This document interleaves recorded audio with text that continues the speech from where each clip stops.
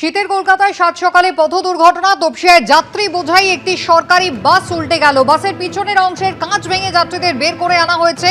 রাস্তায় বেশ কিছুক্ষণ যান চলাচল ব্যাহত হয়। দেখতেই পাচ্ছেন ইতিমধ্যেই কিন্তু বাসটিকে সরানোর ব্যবস্থা করা হচ্ছে। কিন্তু প্রশ্ন হলো যে সাত সকালে বাসটি উল্টে গেল কিভাবে? তাহলে কি নিয়ন্ত্রণ হারিয়েছিলেন চালক? সরাসরি আপনাদের নিয়ে যাব ঘটনাস্থলে। আমাদের প্রতিনিধি আবির দত্ত রয়েছেন আমাদের সঙ্গে। আবির, দেখো, যেটা জানা যাচ্ছে এই যে বাসটি সেটি হাওড়ার দিক থেকে আসছিল এবং যেটা জানা যাচ্ছে যে সেটি সায়েন্স সিটির দিকে যাচ্ছিল পার্ক সার্কাস থেকে, এবং ইতিমধ্যে পুলিশের তরফ থেকে সেই বাসটিকে কিছুক্ষণ আগে নিয়ে যাওয়া হয়েছে। বাসের একাধিক কিন্তু চাকা থেকে আরম্ভ করে একাধিক সিট সেগুলো সব বিভিন্ন জায়গায় ছড়িয়ে ছিটিয়ে রয়েছে। যেটা পুলিশ সূত্র থেকে জানা যাচ্ছে 10 থেকে 12 জন আহত হয়েছেন, যাদেরকে সিএনএমসি হাসপাতালে ভর্তি করানো হয়েছে। অন্যদিকে প্রত্যক্ষদর্শী ঘটনার তাদের যেটা বক্তব্য যে আজকে সকালবেলা যখন এই বাসটি আসছিল তখন সামনে একটি বাইক সেটি বেপরোয়াভাবে চালাচ্ছিল এবং তারপর নিয়ন্ত্রণ হারিয়ে যায় বাসটি এবং সম্পূর্ণ উল্টে যায়। রাস্তায় বিভিন্ন জায়গাতে দেখা যাচ্ছে যে কাচের টুকরো পড়ে রয়েছে এবং এই যে বাসের ভেতরে যারা চালকরা, স্থানীয়দের কাছ থেকে বেশ কিছু ছবি পাওয়া গিয়েছে, ভিডিও, সেখান থেকে দেখা যাচ্ছে যে কী পরিস্থিতি তখন ঠিক ঘটনার সময় তৈরি হয়েছিল।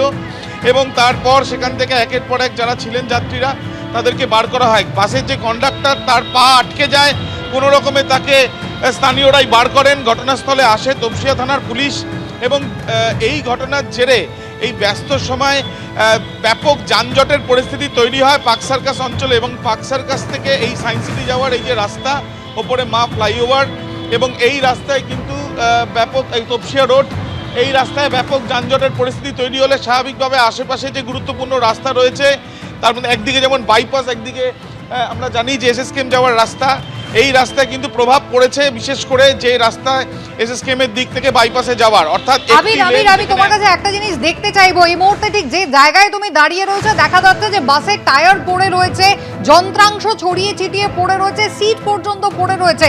ব্যারিকেডের অংশটা কি ভেঙে গিয়েছে? মানে কোথাও ব্যারিকেডে ধাক্কা খেয়ে কি বাসটা মানে নিয়ন্ত্রণ হারিয়ে এখানে আটকে পড়ে? দেখো, মূলত যেটা জানা যাচ্ছে যে ঠিক যে জায়গায় আমরা দাঁড়িয়ে রয়েছি, ব্যারিকেড এখানে পুলিশের তরফ থেকে পরবর্তীকালে করা হয়েছে। এবং এই ব্যারিকেড দেওয়ার পিছনে কারণ ব্যস্ত রাস্তা এবং বাসটি পুরো আড়াআড়িভাবে এই রাস্তার উপরে পড়েছিল। বাসের কাচের টুকরো, জানলার কাচের টুকরো, সেগুলো দেখেই বোঝা যাচ্ছে। এবং এই ব্যারিকেড পুলিশের তরফ থেকে দেওয়া হয়েছিল যাতে পাশ দিয়ে একটি লেন করা যায় এবং এই যে গাড়ির প্রেসার সেটাকে রিলিজ করা যায়। যদিও ইতিমধ্যে এই গাড়িটিকে সরানো হয়েছে এবং গাড়ির সরানোর সঙ্গে সঙ্গে এখানে যত্রতত্রভাবে বাসের সামনের অংশ, কাঁচ, টায়ার, যেখানে সাধারণ যাত্রীরা বসেন সেই যাত্রীর সিট এবং বিভিন্ন রকম কাঠামো সেগুলো পড়ে রয়েছে। এমনকি যে জায়গা ভেঙে ঢুকে গেছে সেটা হচ্ছে একটি গার্ডরেল বা বলা যায় যে ডিভাইডারের অংশ, অর্থাৎ দুটি রাস্তার মাঝখানে যে ডিভাইডারের অংশ, সেই ডিভাইডারের অংশ কিন্তু সম্পূর্ণ ভেঙে গিয়েছে। এবং বাসটি যখন আসছিল সামনে একটি বাইক ছিল, সেই বাইকটিকে দ্রুতগতিতে বাইকটি চালানো হচ্ছিল বলেই প্রত্যক্ষদর্শীরা বলছেন। এবং বাসটি তখন নিয়ন্ত্রণ হারিয়ে গিয়ে এই যে ঠিক মা ফ্লাইওভারের তলায় একদিকে যেমন পার্ক সার্কাসে যাওয়ার রাস্তা এবং অন্যদিকে সায়েন্স সিটিতে যাওয়ার রাস্তা, এবং এই তপসিয়া রোডের এই জায়গাতে বাসটি ঠিক পার্ক সার্কাসের দিক থেকে সায়েন্স সিটির দিকে যাচ্ছিল। ঠিক তখনই শুভঙ্করকে বলছি দেখানোর জন্য, ঠিক যেখানে আমরা দাঁড়িয়ে রয়েছি সেই জায়গাতে দেখলেই বোঝা যাচ্ছে যে বাসের এই যে অংশগুলো এখানে পড়ে রয়েছে। প্রচুর যারা যাত্রীরা যারা এখানে ছিলেন তাদের জুতো পড়ে রয়েছে এবং এই যে রাস্তার মাঝখানে এই যে ডিভাইডার থাকে সেই ডিভাইডারের অংশ সম্পূর্ণ ভেঙেছে। অর্থাৎ বাসটি এখান ডিভাইডারে এসে ধাক্কা মারে এবং তারপরে সম্পূর্ণ উল্টে যায় এবং এরপরেই ব্যাপক চাঞ্চল্যের পরিস্থিতি তৈরি হয়।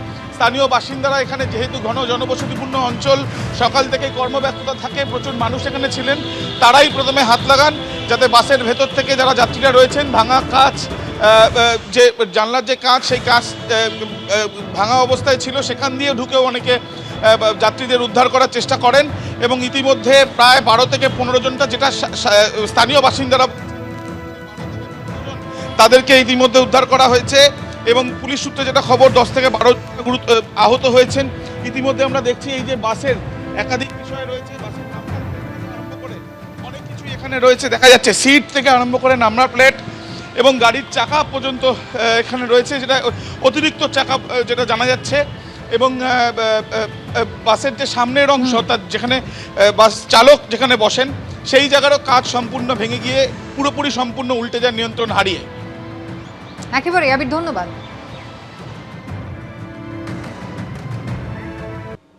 আইপ্যাক তল্লাশি কাণ্ডে ডাকাতির পাশাপাশি ইডির দায়ের করা জোড়া মামলায় উঠে এসেছে অস্ত্রের প্রসঙ্গ।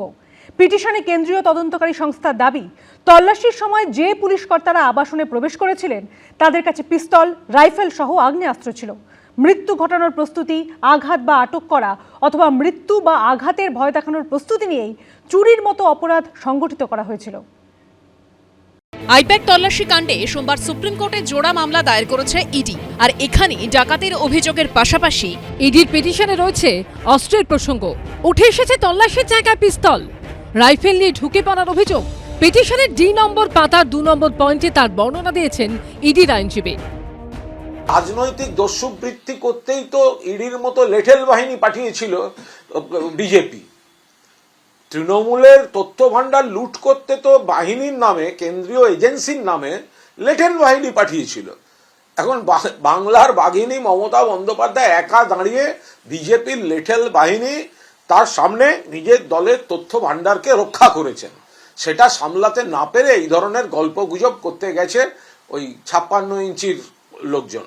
সশস্ত্র পুলিশ নিয়ে সেখানে দৌড়ে ঢুকে পড়ছেন এবং ঢুকে পড়ে তদন্তে বাধা দিচ্ছেন। সেখান থেকে প্রমাণাদি নিয়ে দুরকম গাড়িতে চাপিয়ে নিয়ে বেরিয়ে যাচ্ছেন। ইডি বলেছেন ইডি তাদের সত্যতা প্রমাণিত করবেন সুপ্রিম কোর্টের সামনে কিংবা অন্য কোনো আদালতে, আর এরা যারা করেছে তারাও করবে। মাঝখান থেকে কান কাটা গেল বাঙালির।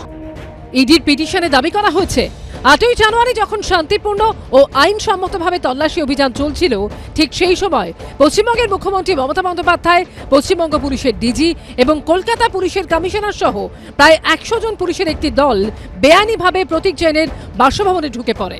সেখানেই তল্লাশি চলছিল। ইডি আধিকারিকরা যেসব নথি নিজেদের দখলে নিয়েছিলেন সেই সব নথি অবৈধভাবে চুরি করে ও জোর করে নিয়ে যাওয়া হয়।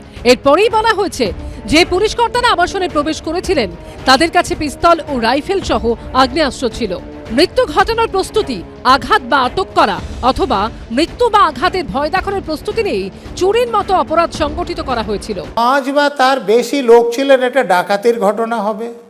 যেহেতু প্রমাণ লোপাটের কাজ করেছেন 238 নম্বর ধারায় এখানে মামলা হবে এবং এখানে মামলা যেমন মুখ্যমন্ত্রীর বিরুদ্ধে হবে, তেমনি ডিজির বিরুদ্ধে হবে, তেমনি সিপির বিরুদ্ধে হবে, তাদের সঙ্গে যে পুলিশ অফিসার ছিলেন তাদের বিরুদ্ধে হবে।